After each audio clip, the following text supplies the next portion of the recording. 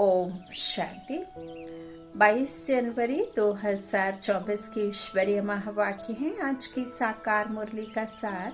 मीठी बाबा ने कहा, मीठी बच्चे, तुम्हें संपूर्ण पावन बनना है, इसलिए कभी किसको दुख नहीं दो। कर्मेंद्रियों से कोई भी कर्म ना हो, सदा बाप के फरमान पर चलते रहो। प्रश्न मुरली का, पत्थर से पारस बनने की युक्ति क्या है? कौन सी बीमारी इसमें विघ्न रूप बनती है?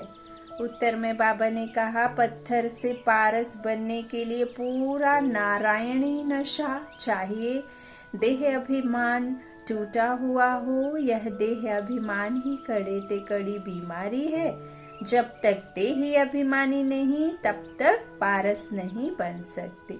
पारस बनने वाले ही बाप के मददगार बन सकते हैं। दूसरा, बाबा ने कहा, सर्विस भी तुम्हारी बुद्धि को सोने का बना देगी। सर्विस करोगे तो बाबा की याद में रह करोगे, बाबा का निमित्त बन करके करोगे। करावनहार करा रहा है, और जब हम जितना परमात्मा की याद में रहेंगे, बाबा की याद में रहेंगे, तो उनके गुण हमारे में आते जाएंगे। हमारी जो जंक लगी बुद्धि है वो साफ होती जाएगी। तो बाबा कहते, सर्विस भी तुम्हारी बुद्धि को सोना बना देगी। इसके लिए पढ़ाई पर पूरा अटेंशन चाहिए। ओम शांति। रूहानी बच्चों प्रति रूहानी बाप सावधानी देते हैं कि बच्चे अपने को संगम युगी समझो। ना ही तुम कलयुग के हो और ना ही अभी तुम सतयुगी हो। अभी तुम कहाँ पर हो? संगम युगी हो। तो संगम युगी समझो, सतयुगी तो नहीं समझेंगे। तुम ब्राह्मण ही अपने को संगम युगी समझेंगे, और तो सभी अपने को कलयुगी समझेंगे। बहुत फर्क है सतयुग और कलयुगी। स्वर्गवासी व नरकवासी। तुम तो ना स्वर्गवासी हो और ना नरकवासी। तुम हो पुरुषोत्तम संगमवासी। यहाँ हम सतयुग के लिए पढ़ाई पढ़ रहे हैं और हम संगम युग में हैं। हम जो कलयुग है ना, वहाँ पर नहीं है। बाबा कहते हैं, तो कलयुगी दुनिया से हम जिस दुनिया में है ना, बाबा कहते हैं उस दुनिया से तुम्हारा बोरिया बिस्तर बंध चुका है। सिर्फ तुम्हारा मन कहाँ है? परमात्मा की याद में। तुम अपने आप को ये शरीर नहीं बल्कि आत्मा समझ करके परमात्मा की याद में रहते हो। अभी हम चैतन्य आत्मा है, ये जड़ जड़ी भूत शरीर नहीं है। तो बाबा कहते हैं, तुम खुद को अभी क्या समझोगे? पुरुषोत्तम संगमवासी। इस संगम युग को तुम ब्राह्मण ही जानते हो और कोई नहीं जानते। तुम भल जानते भी हो परंतु भूल जाते हो। अब मनुष्यों को कैसे समझाएं? वे तो रावण की जंजीरों में फंसे हुए हैं। राम राज्य तो है नहीं, रावण को जलाते रहते हैं। इससे सिद्ध है कि रावण राज्य है। राम राज्य क्या है और रावण राज्य क्या है, यह भी तुम समझते हो। नंबर 5, बाप आते हैं संगम युग पर, तो यह भेंट भी अभी की जाती है। सतयुग और कलयुग की। कलयुग में रहने वालों को नरकवासी, सतयुग में रहने वालों को स्वर्गवासी कहा जाता है। बाबा कहते, स्वर्गवासी को पावन, नरकवासी को पतित कहा जाता है। कितना सहज बाबा का ज्ञान है।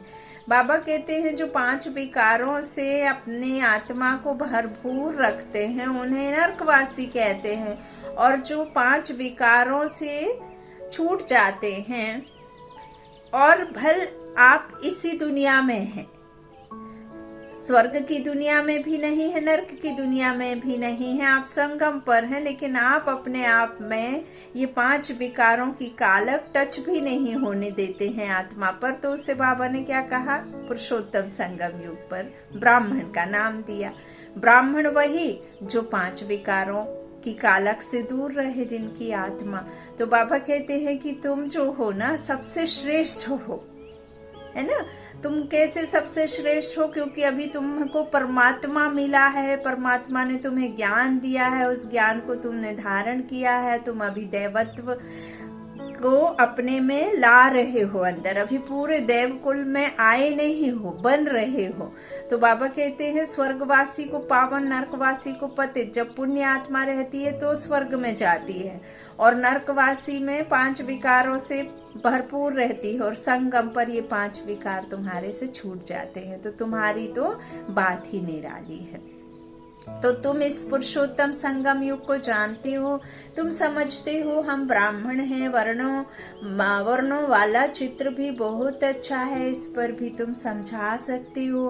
कंट्रास्ट बताना चाहिए, जो मनुष्य अपने को नरकवासी, पतित, कंगाल समझे, लिखना चाहिए अब यह पुरानी कलयुगी दुनिया है, सतयुग स्वर्ग नई दुनिया है। तुम नरकवासी हो या स्वर्गवासी? ना नरकवासी ना स्वर्गवासी। तुम कैसे हो अभी? कैसे हो? संगम युगवासी। तो तुम देवता हो या असुर? ऐसे तो कोई नहीं कहेंगे कि हम स्वर्गवासी हैं। कई ऐसे समझते हैं हम तो स्वर्ग में बैठे। अरे यह तो नर्क है ना। अब इतने बड़े बड़े चकाचौंध ये लाइट वाली बिल्डिंगें बंधी हैं, इन बिल्डिंगों को देख करके या कोई कश्मीर चला जाता है तो सोचता है स्वर्ग समान है। अरे यहाँ तो नर्क है। यदि आप कश्मीर चले गए तो आपकी 150 वर्ष आयु होनी चाहिए। आप बड़े बड़े बिल्डिंगों के मालिक हैं तो आपकी मौत 150 वर्ष से पहले आनी ही नहीं चाहिए। बाबा कहते हैं जहाँ गोल्डन एज होती है, जहाँ किसी प्रकार का कोई दुख, कोई बीमारी, कोई परेशानी नहीं होती है, कोई किसी तरीके से किसी को दुख नहीं देता है, जहाँ हर एक व्यक्ति, हर एक मनुष्य आत्मा, पुण्य आत्मा बन करके रहती है, जहाँ हर एक विकार से दूर रहता है, उसे स्वर्गवासी कहा जाता है। छोटी सी नई दुनिया, देवी देवताओं की दुनिया। तो बाबा कहते हैं ऐसे तो कोई नहीं कहेंगे कि हम स्वर्गवासी हैं। कई ऐसे समझते हैं कि हम स्वर्ग में बैठे। अरे यह तो नर्क है ना। सतयुग है कहाँ? यह रावण राज्य है। तब तो रावण को जलाते हैं। उन्हों के पास भी कितने जवाब होते हैं। सर्वव्यापी पर भी कितनी डिबेट करते हैं। तुम बच्चों तो एकदम क्लियर पूछते हो अब नई दुनिया है या पुरानी दुनिया। ऐसा क्लियर कंट्रास्ट बताना है। इसमें बहुत ब्रेन चाहिए। ऐसा युक्ति से लिखना चाहिए जो मनुष्य अपने से पूछे कि मैं नरकवासी हूँ या स्वर्गवासी, यह पुरानी दुनिया है या नई दुनिया है, यह राम राज्य है या रावण राज्य। हम पुरानी कलयुगी दुनिया के रहवासी हैं।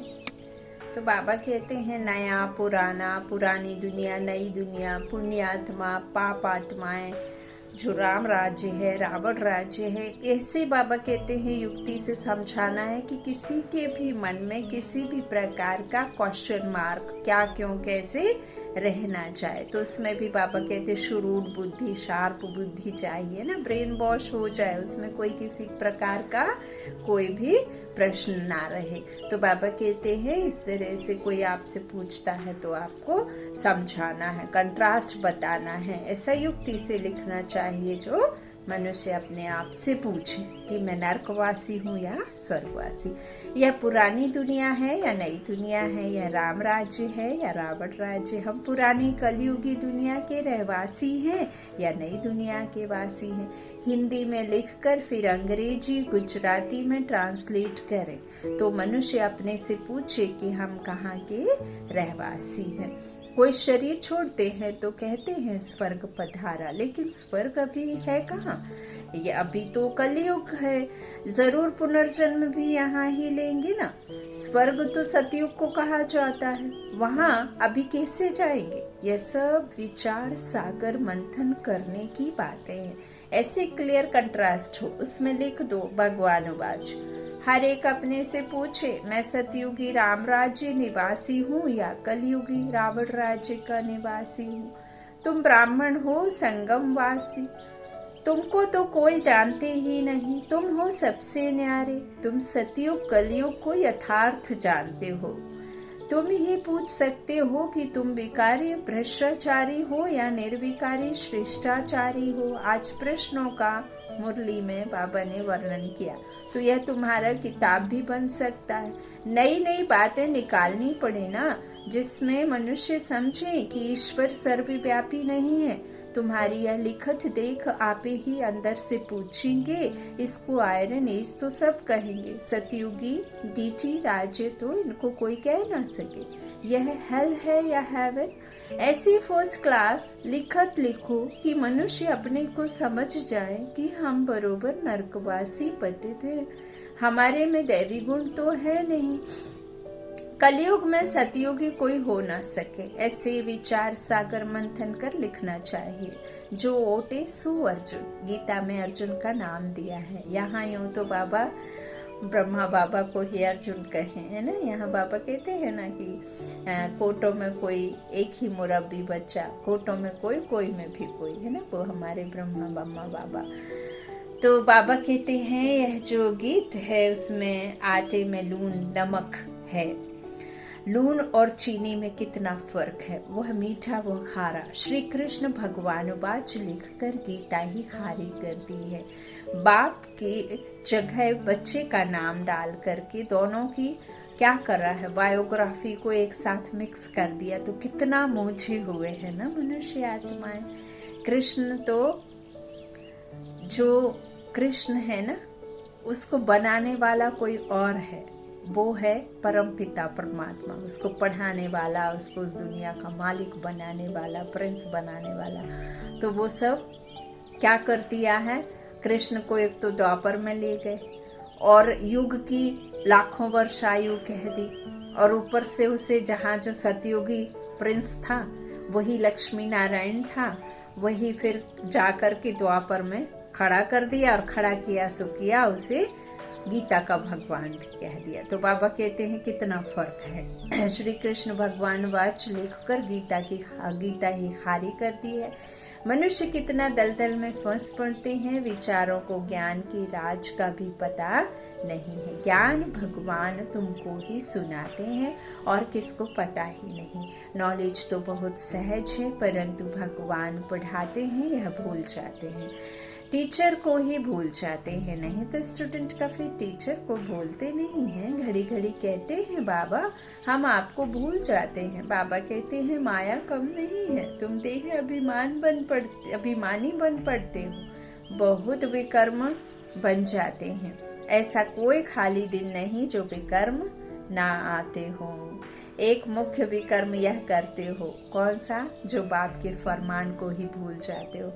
बाप फरमान करते हैं मन मना भव, अपने को आत्मा समझो। यह फरमान मानते नहीं तो जरूर विकर्म ही होगा, बहुत पाप हो जाते हैं। बाप का फरमान बहुत सहज भी है तो बहुत कड़ा है। कितना भी माथा मारे फिर भी भूल जाएंगे, क्योंकि आधा कल्प का देह अभिमान है ना। 5 मिनट भी यथार्थ रीति याद में बैठ नहीं सकते। 5 मिनट भी आत्मा निश्चय करके बैठना बाबा कहते बहुत मुश्किल है। अपने आप को निराकार बिंदु स्वरूप समझ करके उस परमात्मा की याद में टिकना बहुत मुश्किल है। देह भान में आ ही जाएंगे। आप आत्मा निश्चय करके योग में बैठे हैं परमात्मा की याद में, और कोई यदि आपको गंदे गंदे गाली दे तो 1 सेकंड में देह भान में आ जाएंगे, और वो जो देही अभिमानी है वो टूट करके देह अभिमान में आ करके उल जुलूल बातें शुरू हो जाएंगी। तो बाबा कहते हैं 5 मिनट भी मुश्किल अच्छी रीति बैठ सकते हैं। अगर सारा दिन याद में रहें तो कर्मातीत अवस्था हो जाए। बाप ने समझाया है इसमें मेहनत है। तुम वह जिस्मानी पढ़ाई तो अच्छी रीति पढ़ते हो, हिस्ट्री ज्योग्राफी पढ़ने की कितनी प्रैक्टिस है, परंतु याद की यात्रा का बिल्कुल ही अभ्यास नहीं है। अपने को आत्मा समझ बाप को याद करना, यह है नई बात। विवेक कहता है ऐसे बाप को तो अच्छी रीति याद करना चाहिए। थोड़ा टाइम निकाल रोटी टुक्कर खाते हैं, वह भी बाबा की याद में। जितना याद में रहेंगे उतना पावन बनेंगे। ऐसे बहुत बच्चे हैं जिनके पास इतने पैसे हैं जो ब्याज मिलता रहे। बाप को याद करते रोटी टुक्कर खाते रहें बस, परंतु माया याद करने नहीं देती।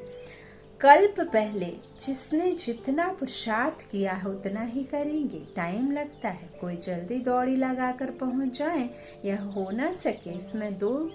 इसमें तो दो बाप हैं। बेहद के बाप को अपना शरीर है नहीं, वह इनमें प्रवेश होकर बात करते हैं ब्रह्मा तन में आकर। तो बाप की श्रीमत पर चलना चाहिए। बाप बच्चों को यह श्रीमत देते हैं कि देह सहित सब धर्म छोड़ अपने को आत्मा समझो। तुम पवित्र आए थे, 84 जन्म लेते लेते तुम्हारी आत्मा पतित बनी है। अब पावन बनने के लिए श्रीमत पर चलो, तब बाप गारंटी करते हैं तुम्हारे पाप कट जाएंगे, तुम्हारी आत्मा कंचन बन जाएगी। फिर वहाँ देह भी कंचन मिलेगी। जो स्कूल का होगा वह तुम्हारी बातें सुनकर सोच में पड़ जाएगा, कहेगा तुम्हारी बात तो ठीक है। और जो नहीं होगा वो सुन करके भी अनसुना कर देगा और हंसी भी उड़ाएगा। तो बाबा कहते हैं सोच में पड़ जाएगा, कहेगा तुम्हारी बात तो ठीक है, पावन बनना है तो किसको दुख नहीं देना है। मनसा वाचा कर्मणा पवित्र बनना है।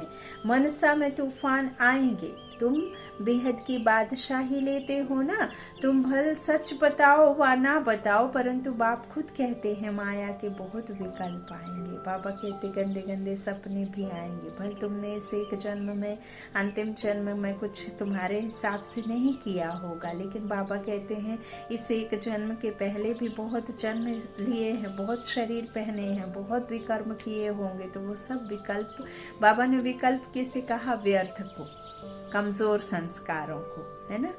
कौन से संस्कारों को? कलयुगी संस्कारों को बाबा ने कहा है विकल्प।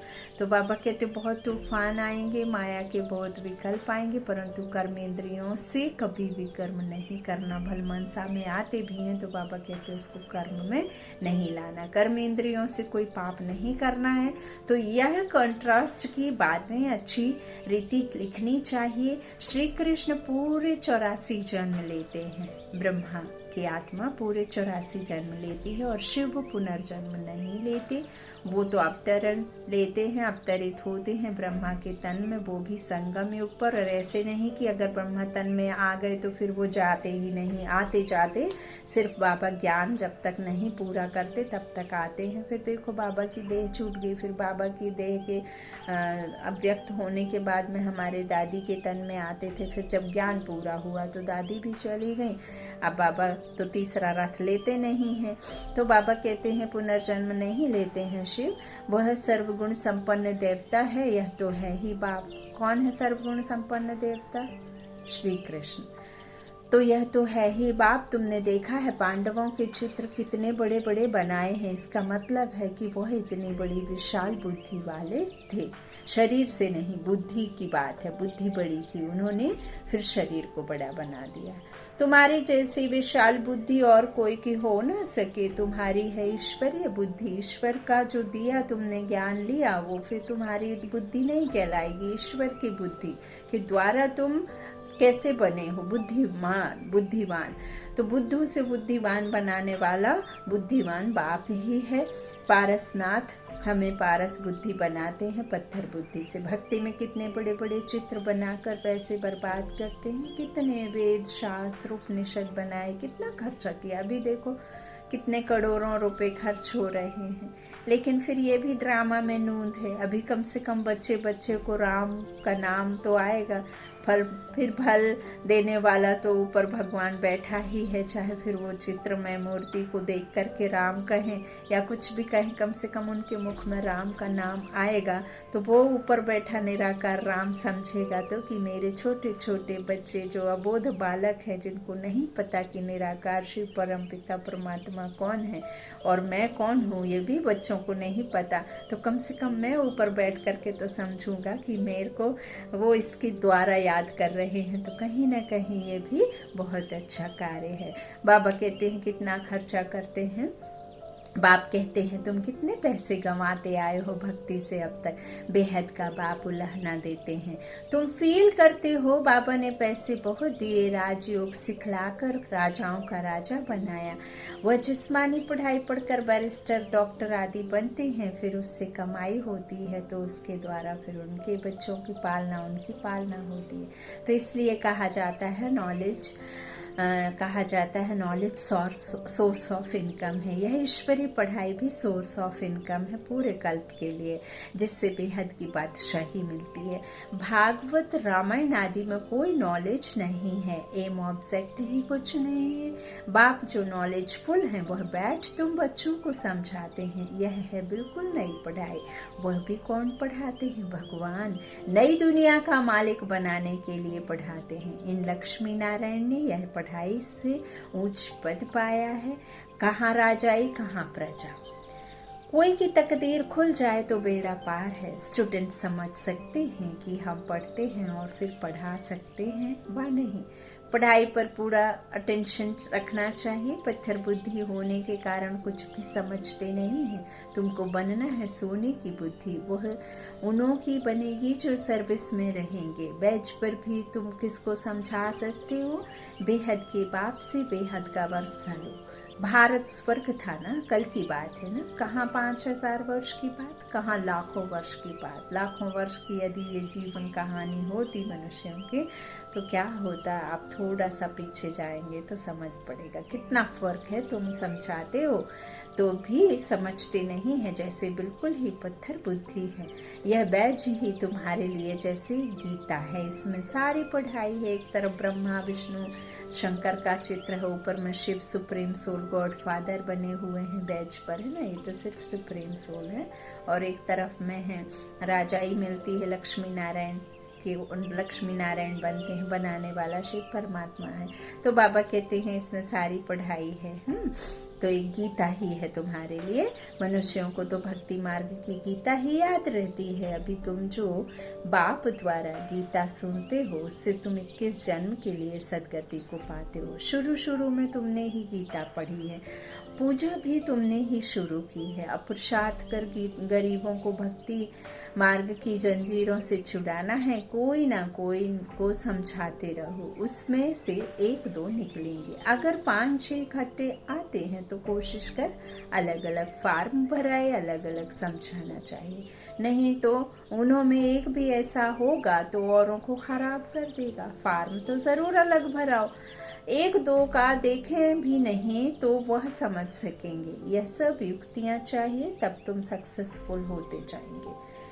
बाप भी व्यापारी है, जो होशियार होंगे वह अच्छा व्यापार करेंगे। बाप कितना फायदे में ले जाते हैं। झुंड इकट्ठा आए तो बोलो फार्म अलग अलग भरना है। अगर सब रिलीजियस माइंड हो तो इकट्ठा बिठाकर पूछना चाहिए, गीता पढ़िए। देवताओं को मानते हो? बाबा ने कहा है भक्तों को ही सुनाना है। हमारे भक्त और देवताओं के भक्त वह जल्दी समझेंगे। पत्थर को पारस बनाना कोई मासिक अगर नहीं है। देह अभिमान कड़े ते कड़ी बहुत गंदी बीमारी है। जब तक देह अभिमान नहीं टूटा है तब तक सुधरना बड़ा मुश्किल है। इसमें तो पूरा नारायणी नशा चाहिए। हम अशरीरी आए, अशरीरी बनकर जाना है। देखिए 2 ही रास्ते हैं, या तो देकर जा या लेकर जा धन। चाहे वो ज्ञान धन हो और चाहे फिर स्थूल धन हो। तीसरा साथ में ले जाने का कुछ नहीं। लेकिन आत्मा में जो संस्कार है ना, बाबा कहते हैं ना, लोग गाना गाते हैं कि मुट्ठी बांधे आया बंदे हाथ पसारे जाएगा। बाबा कहते हैं मीठे बच्चे तुम मुट्ठी बांधे आए और संस्कारों से फुल होकर के तुम आत्माएं जाओगे, और संस्कारों से भरपूर होकर जाओगे तो संस्कार की दुनिया में आओगे। नई दुनिया के मालिक तुम्हें बनाने का मेरा पक्का और सच्चा वायदा है। बाबा कहते हैं जैसे आए वैसे जाना है। यहाँ माँ की गोद में तन मिला तो 5 तत्वों से बना, सो 5 तत्वों में ही विलीन हो जाएगा। तुम आत्माएं आए थे प्रभु के घर से प्रभु के घर जाना है, फिर नई दुनिया में आना है। यहाँ क्या रखा है? बाप ने कहा है मुझे याद करो, इसमें ही मेहनत है, बड़ी मंजिल है। चलन से मालूम पड़ता है या अच्छे मददगार बनेंगे। कल्प पहले में से अच्छा मीठे मीठे सिकीला दे बच्चों प्रति माता पिता बाप दादा का याद प्यार और गुड मॉर्निंग। रूहानी बाप के रूहानी बच्चों को नमस्ते। हम रूहानी बच्चों के रूहानी माता पिता बाप दादा को याद प्यार और गुड मॉर्निंग। शुक्रिया बाबा, शुक्रिया। धारणा के लिए मुख्य सार। पहला बाबा ने कहा मनसा वाचा कर्मणा, एक रस स्थिति, पवित्र रहना है। कर्मेंद्रियों से कोई भी कर्म ना हो, इसकी संभाल करनी है। आत्मा को कंचन बनाने के लिए याद में जरूर रहना है। दूसरा, देह अभिमान की कड़ी बीमारी से छूटने के लिए नारायणी नशे में रहना है। अभ्यास करो। हम अशरीरी आए थे, अब अशरीरी बनकर वापस जाना है। अभ्यास करेंगे तो ठीक, नहीं तो किसी में दिमाग लगा रहेगा, मन बुद्धि से आप किसी चीज में जकड़े रहेंगे तो शरीर भी छूटने में उतना ही मुश्किल होगी। छूटना तो जरूर है। अच्छा, वरदान है योग करने और कराने की योग्यता के साथ साथ प्रयोगी आत्मा भाव। बाप दादा ने देखा बच्चे योग करने और कराने दोनों में होशियार हैं। तो जैसे योग करने कराने में योग्य हो, हाँ, कमेंट्री दे दी, योग कमेंट्री दे दी, बैठ गए, लेकिन बाबा कहते हैं उसमें प्रयोग करते हो कि नहीं? हाँ, योग को प्रयोग करो। तो बाबा कहते हैं बाप दादा कहते हैं कि बच्चे योग कराने और करने में तो होशियार हैं। तो जैसे योग करने कराने में योग्य हो, ऐसे प्रयोग करने में योग्य बनो और बनाओ। अभी प्रयोगी जीवन की आवश्यकता है। यहाँ जल्दी चाहिए सब कुछ, प्रत्यक्ष करना है बाप को। तो आपको प्रत्यक्ष बनने के लिए, करने के लिए, कराने के लिए, करावनहार कहते हैं कि प्रेम से प्रत्यक्ष करो। प्रैक्टिकल में दिखना चाहिए कि आप आत्माएं हो, शरीर नहीं हो। दिव्यता झलकनी चाहिए। तो अपने संस्कार, बाबा कहते हैं कि अभी प्रयोगी जीवन की आवश्यकता है। सबसे पहले चेक करो कि अपने संस्कार परिवर्तन में कहाँ तक प्रयोगी बने हैं, क्योंकि श्रेष्ठ संस्कार ही श्रेष्ठ संसार की रचना की नींव है। अगर नींव मजबूत है तो अन्य सब बातें स्वतः मजबूत हुई पड़ी हैं। स्लोगन है, अनुभवी आत्माएं कभी वायुमंडल व संग के रंग में नहीं आ सकती। अनुभवी आत्माएं कभी वायुमंडल व संग के रंग में नहीं आ सकती, बल्कि जो अनुभवी आत्मा है वो अपने संग के रंग में औरों को रंग लेंगी। अव्यक्ति साइलेंस द्वारा डबल लाइट फरिश्ता स्थिति का अनुभव करो। सदा खुशी में झूलने वाले, सर्व के विघ्न हरता व सर्व की मुश्किल को सहज करने वाले तब बनेंगे जब संकल्पों में दृढ़ता होगी और स्थिति में डबल लाइट होंगे। मेरा कुछ नहीं, सब कुछ बाप का है। बिल्कुल मन बुद्धि से पूरी शिद्दत से समर्पित कर दो। जो भी आप आसपास देखते हैं सब परमात्मा का है। जब बोझ अपने ऊपर रखते हो तब आपकी कमर या आपका सिर या आपका क्या शरीर झुकता है। तो बाबा कहते जब बोझ अपने ऊपर रखते हो तब सब प्रकार के विघ्न आते हैं। मेरा नहीं तो निर्विघ्न है। अच्छा, ओम शांति।